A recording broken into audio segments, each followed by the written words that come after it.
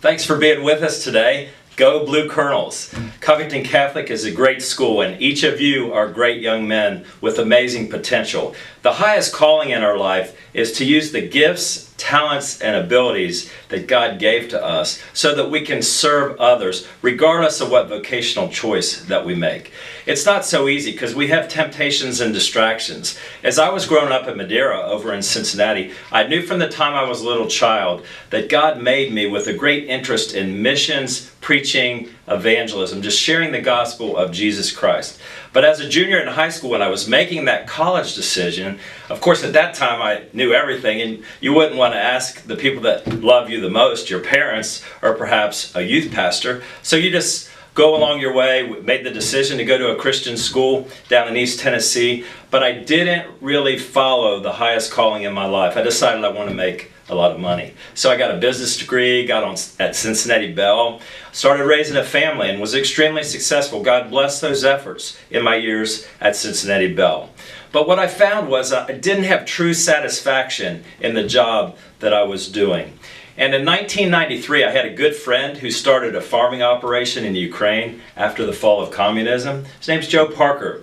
And he had an interest in avocational farming, plus meeting the needs of people over there. And he asked me in 93, would you start a mission to help provide clothing, jobs, and evangelism to share our faith over in Ukraine? And I said, no, why would I want to do that?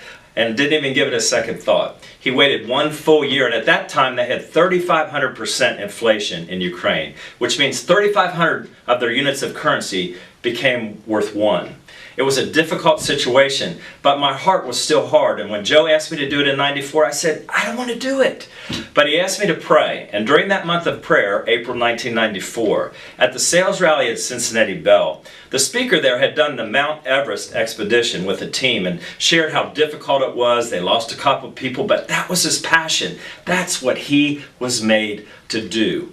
And I knew during that month of prayer, God was speaking to me because I wasn't doing what I was made to do. I wasn't following my highest passion. So I went back to Joe. I said, let's get it started. So then, of course, when you volunteer, you got work to do. So we figured out how to start the organization, how to collect clothing, how to send it over to Ukraine, and how to share our faith with people in need. And then Master Provisions grew from a mission that helped people in Ukraine with clothing and jobs to places in Central America like Honduras, Guatemala, Eastern Europe, further places like Kosovo, and then West Africa, countries like Togo and Ghana.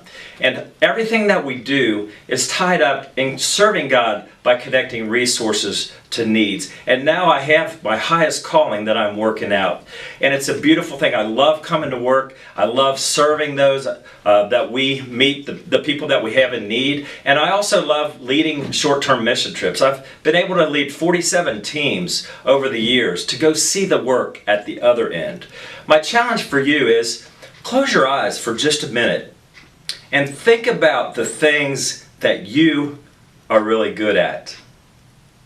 They come natural. Keep your eyes closed. I'm not looking at you.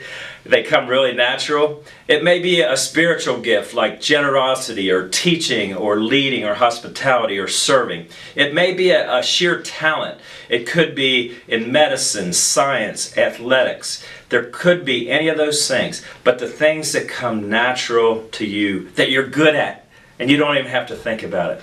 Now, open your eyes again.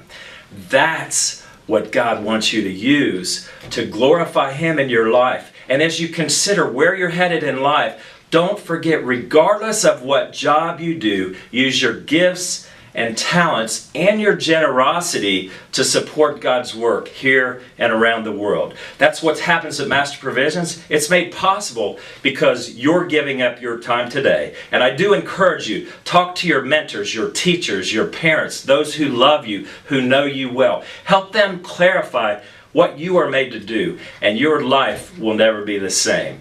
Men of Cath, go Blue Colonels, and thanks for being here today with us. And I'm always here to help. I'm glad to come talk with you, a smaller group one-on-one, sharing that journey on a more personal level. Thanks so much.